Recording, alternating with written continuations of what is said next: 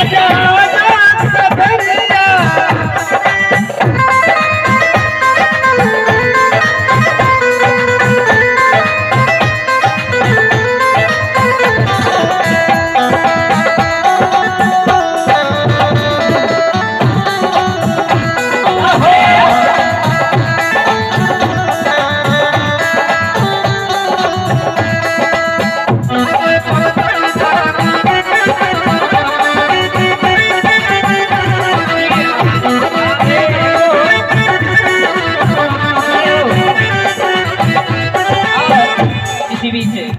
ये हमारे चाचा श्री के कर कमलों से जो कि राजस्थान की मर्यादा पगड़ी पगड़ी पहना करके सम्मान करते हैं। परमात्मा सद्बुद्धि दे, जीवन का कल्याण करे, क्योंकि पगड़ी ऐसे ही बांधना चाहिए। अब अच्छी बंदी है ना, ताली बजाओ, अच्छी बंदी है तो राधे जय जय। वृंदावन में रस के बुलाए, वृंदावन में रस के बुलाए, ओ वृंदावन में रस के बुलाए, वृंदावन में रस के बुलाए, वृंदावन में रस के बुलाए, वृंदावन में रस के बुलाए। सखियां ढूंढे नगरिया, आजा आजा सवरिया, तुझी है गोकुल नगरिया, आजा आजा सवरिया, ये आजा आजा सवरिया, आजा आजा सवरिया, आजा आजा सवरिया, आजा सवरिया। सुनी है गोकुल नगरिया, आजा आजा सुनी है गोकुल नगरिया, आजा आजा सवरिया, सुनी है गोकुल नगरिया, आजा आजा सवरिया, आजा सवरिया, आजा आजा सवरिया, आजा आजा सवरिया।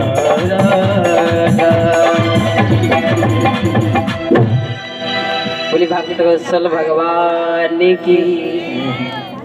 प्यारे बड़े भाव से, मस्ती से, आनंद से भगवान की कथा का जो रसपान कर रहे हैं, इनके लिए ताली बजाओ। चलो इन्हें कछु याद तो रखो। राधे बोले गोविंद भगवान की। प्यारे कुछ भी काम करें लेकिन मन प्रभु की चरणों में रखें। कर से करम करो बेदिनाना, पर मने राखो जा कृपा निदान। भगवान के चरणों में मन को राखो।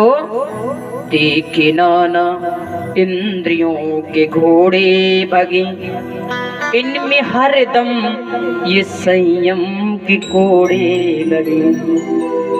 अपने मन को उस मार्ग बनाते चलो, कृष्ण गोविंद गोपाल गाते चलो। बोले गोविंद भगवान की। इन सब बातों को हटकर की एक और बात है, क्या? जो अपने जीवन में एक हम नियम बनाएं। सुबह उठते हैं, उठने के बाद सर्वप्रथम अपने हाथ की हथेलियों को मिलाओ और मिलाने के बाद उनको देखो। अगर आपने हथेलियों को देखा है, आपके अग्रभाग में सरस्वती का वास है, मध्य भाग में भगवान विष्णु यानी गोविंद का वास है, इस जगह पर सरस्वती का वास है। अगर तीनों को आपने देख लिया तो दिन की शुरुआत अच्छी होगी। तेरे हाथ में ही सब कुछ है, लेकिन हमें देखते ही नहीं। जरा हाथ करना ऐसे अपने, मिलाना हाथ एक बार, बोलो। क्रागे वास्ते लक्ष्मी कर्मद्या सरस्वती, कर्मोले तू गोविंदा प्रभाते कर दर्शन। देखो हाथों को, लेकिन सुबह देखो। और ये नियम ही बना लो, भले हम मंत्र ना बोलें लेकिन बोल लो तो बढ़िया बात है, और नहीं बोल सके तो केवल हाथ की हथेलियों को देख ले।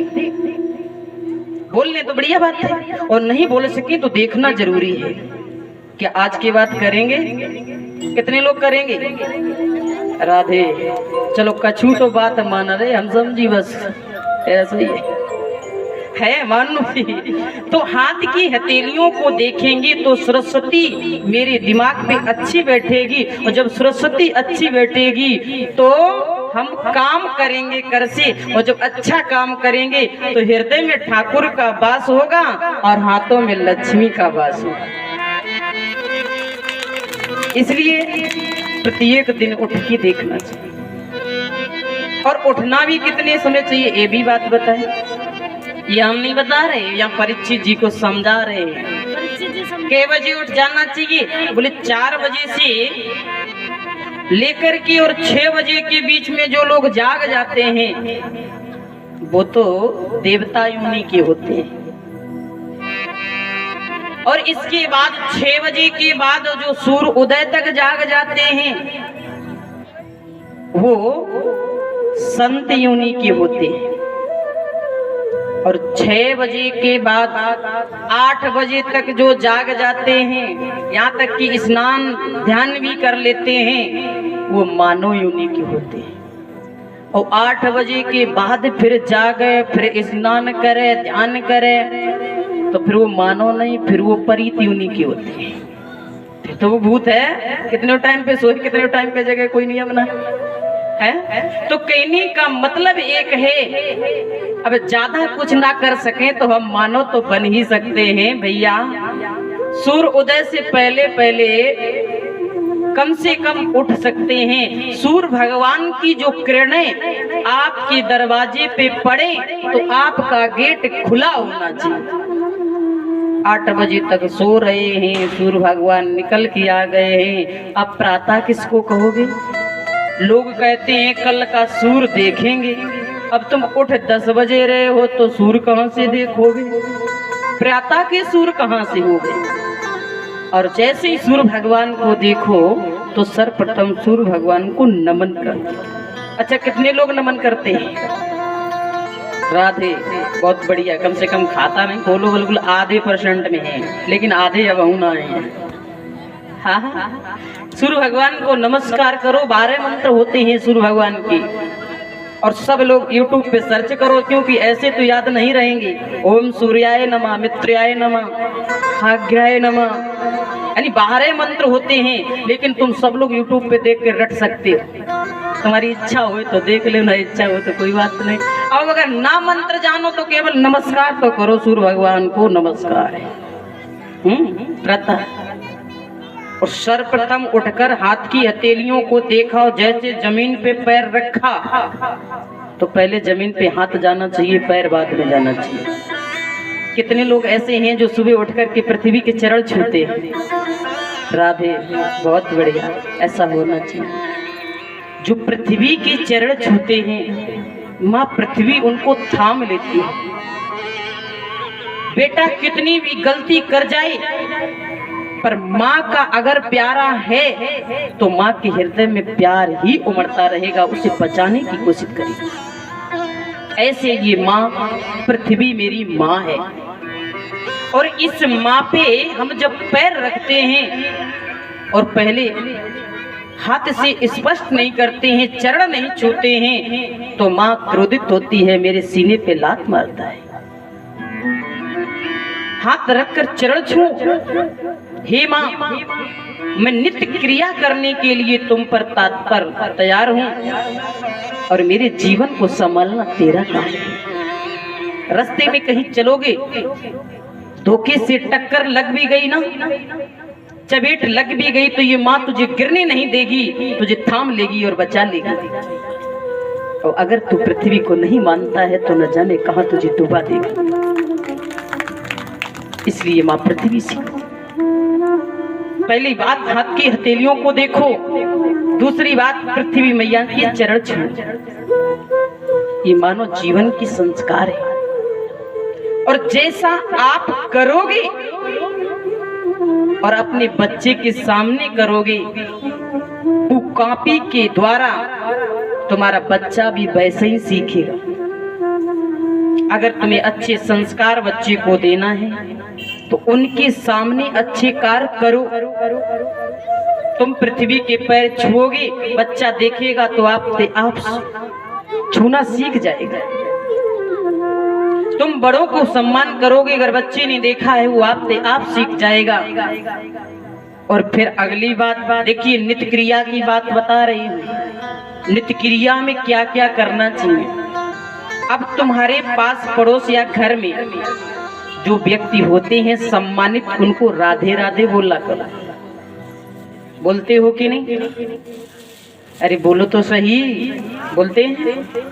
लेकिन हम तो देखते हैं, हम गली से निकल जाएं तो कोई तो बोल देता है, लेकिन कोई तो ऐसे करके घूम के खड़ो हो जाए, कहूँ बुलाओ न पाए।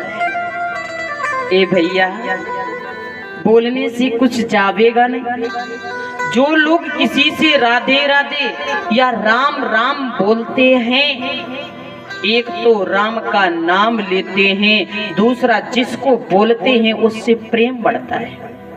इसलिए मुंह मत फेरो, बोल दिया करो। और जितनी मेरी यहाँ भाभी बैठी ना मैया, उनसे, भाभी से और मैया से एक निवेदन है कि जब उठी गए हैं तो अपने पति के पैर भी छुआ कर। कितने लोग छूते हैं? कोई ना छुआ है? देख ले वो कैसे हाथ अटकाए दे। भाभी छूती है। हाँ छूते कबाऊ और तीज त्योहार को छुए ले, काहे रोज छुए? करवा चौथ के दिन छुए लेंगे इकट्ठे, रोज काहे को छुए? लेकिन छूना चाहिए, ये नियम कहता है। नित्य क्रिया का नियम बताते हैं। और केवल पति के नहीं, जो तुम्हारे सम्मानित हैं, सास ससुर।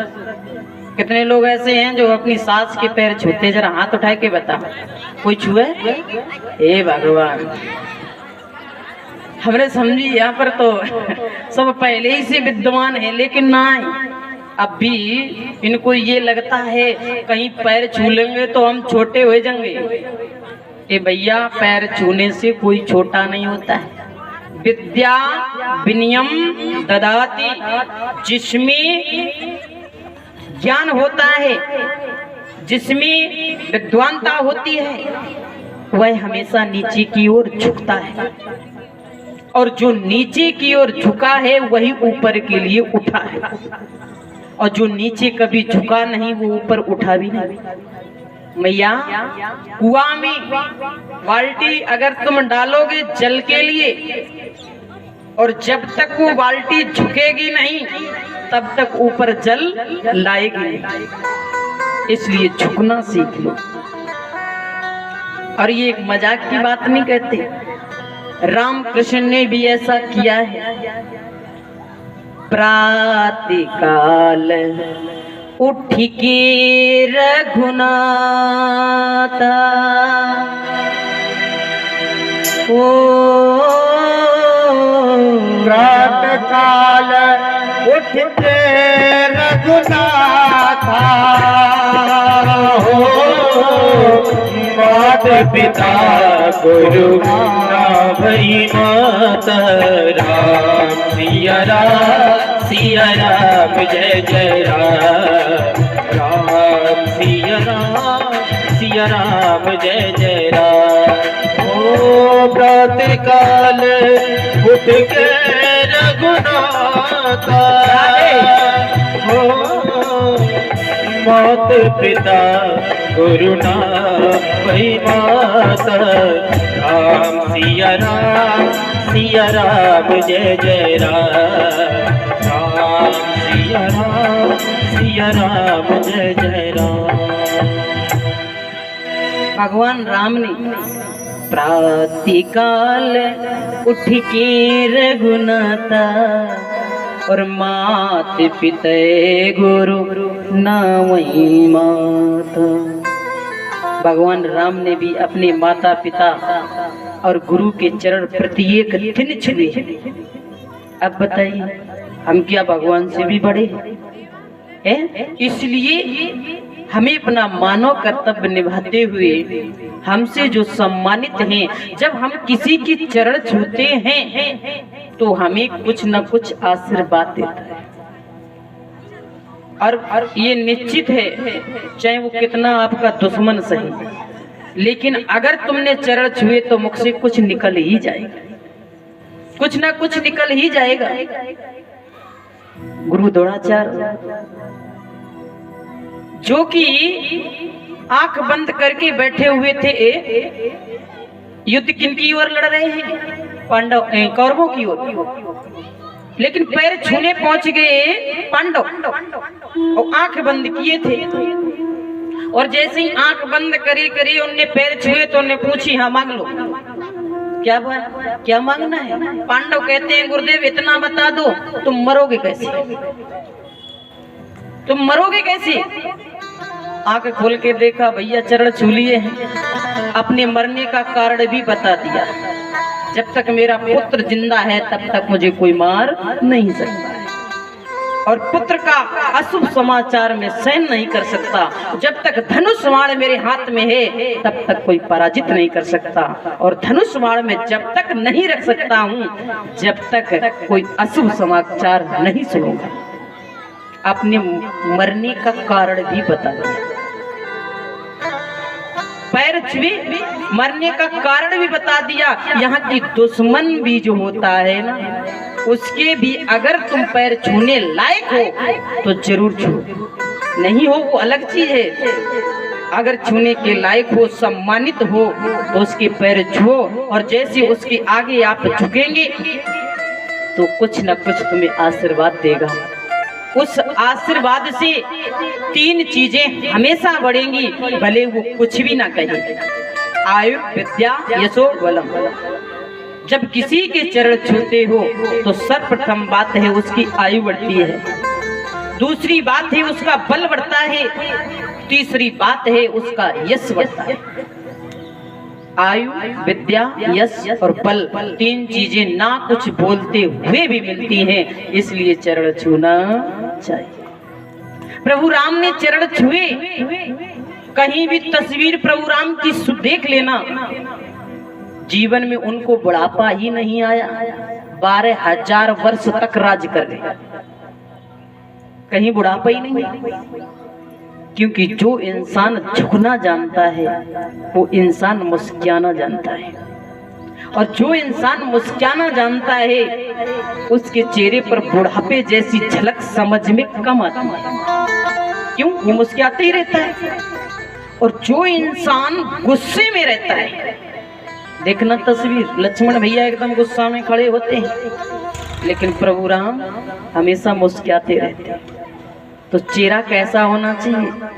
चेहरा भगवान ने इतना अच्छा बनाया, अब आप उसमें इतनी ज्यादा जहर घोल के रखी हो, इतना ज्यादा क्रोध लाए हो कि वो चेहरा लगता है, उम्र तो है 18 की, लगता है 36-12 बजे। क्यों? गुस्सा भरी है शरीर, और ये गुस्सा से चेहरा अच्छा नहीं दिखता है। इसलिए मुस्कुराने के लिए प्यारे झुकना सीखो। आज तक अगर अभी तक नहीं छुए, चलो चरण नहीं छूना, लेकिन राधे राधे तो सभी को बोल ही देना। इतना तो करोगे? इतना भी नहीं करोगे है? सुबह उठते राधे राधे सबको बोलना है, राधे। अब बजानी है तो ठीक है ही बजाए लो, बोलो राधे राधे। प्रिंस बोलो राधा रानी सरकार की। प्यारे, इन सब बातों को परीक्षित जी को भगवान सुखदेव समझा रहे हैं। सुखदेव जी व्यास मंच पे होते हैं, वंदन अभिनंदन रोज होता है, व्यास का पूजन रोज होता है और परीक्षित जी करते हैं। यहाँ भी बहुत लोग बड़े भाव से, बड़े प्यार से करते हैं। एक माता ने सवेरे पूछा था, इसलिए बताते हैं। मैया बोली मुझे भी व्यास पूजन करना है। मैया बड़ी शौक से आ जा है, वो तो तुम्हारा भाव है। एक नहीं भैया, जब गले फूलों की माला से भर दो चाहे नोटों की माला से भर दो, भाव तो तुम्हारो है, हमारो वहां में कहा जाए ये भक्त का भाव है कि उसको क्या अच्छा लगता है। मैया बोली मैं भी व्यास पूजन करूंगी, मैं भी परीक्षित के रूप में आऊंगी। मैया एक बार नहीं 101 बार यानी 101% आओ और वही फल तुम्हें मिलेगा जो व्यास पूजन का प्रत्येक दिन परीक्षित को मिलता है। आओ तो सही, तुम्हारे अंदर भाव तो हो। तो ऐसा भाव है, प्रत्येक दिन व्यास पूजन होता है और व्यास पूजन पूजा कभी किसी ने पूरी कर ही नहीं पाई। हम क्या भगवान को दे सकते हैं, लेकिन अपने मन की सुमन दे सकते हैं। हमारा भाव क्या करता है, हमारे भाव में आया मुझे केवल एक माला अर्पण करनी है तो माला कर दो। मेरा भाव आया मुझे 5 सुपारी ध्वजा नारियल चढ़ाना है तो चढ़ा दो। हमारा मन करता है नहीं व्यास जी को तो मुझे फूलों की नहीं, मुझे तो नोटों की माला चढ़ानी है तो चढ़ा दो। और मुझे लगता है नहीं मुझे कुछ नहीं करना है, मुझे तो व्यास जी को 2 गाली देनी है तो दे जाओ। ये भाव तुम्हारा है, उसमें हम क्या कर सकते हैं। भगत का जैसा भाव बन जाए, भगत की बस में है भगवान। जैसा भाव बन जाए। मैया आप रास्ते में जा रही हैं और गलती से आपका पैर चींटी पे पड़ गया और आपने देख लिया एकदम अंदर से भाव बन गया, अरे राम राम राम राम ये तो मुझे पाप लग जाएगा। तो ये निश्चित है तुम्हें पाप लग जाएगा।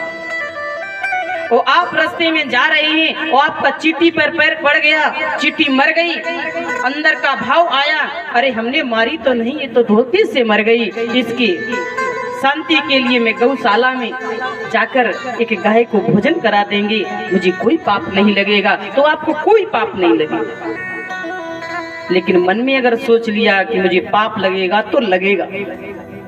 हमने मन में सोच लिया हम हनुमान जी के मंदिर नहीं जाएंगे, अरे स्त्रियां नहीं जाती हैं तो नहीं जाना। अगर तुमने ये सोच लिया कि भगवान है, यहाँ स्त्री पुरुष से क्या मतलब है, मुझे तो मंदिर जाना है तो शौक से जाओ। अपनी मन की प्रकृति, अपने मन की शुद्धि को संभाल लो, बस हो गया भजन। मन बुद्धि चित्त को संभाल लो, अपनी शुद्ध वाणी को संभाल लो, बस हो गया भजन। वाणी तो शुद्ध होनी चाहिए। मंदिर में जाकर के भगवान शंकर को 1 लोटा जल चढ़ाते हैं, अब घर में सासू जी बैठी हैं प्यासी, वहां 1 गिलास पानी नहीं देते, फिर क्या फायदा मंदिर जाने से। यहाँ आकर के अब 51 सेका दान करते हो, घर में पिताजी बीमार हैं, 100 रुपए की दवा नहीं लाए, फिर दान करने से क्या फायदा। मेरे कहने का मतलब एक है, मेरे कहने का भाव एक है, केवल प्रेम से बोल करके अपने घर को प्यार से भर दे और घर को ही मंदिर बना दे, यही तो संस्कार है। अपने घर को मंदिर बनाते हैं। हर मन की तरंग मार लो, बस हो गया भजन। मन की तरंग मार लो, बस हो गया भजन। मन की तरंग मार लो, बस हो गया भजन।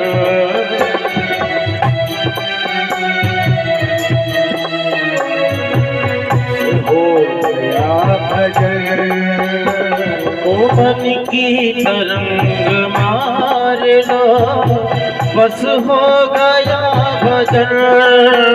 भोले बाबा के गले में है जहर, क्यों?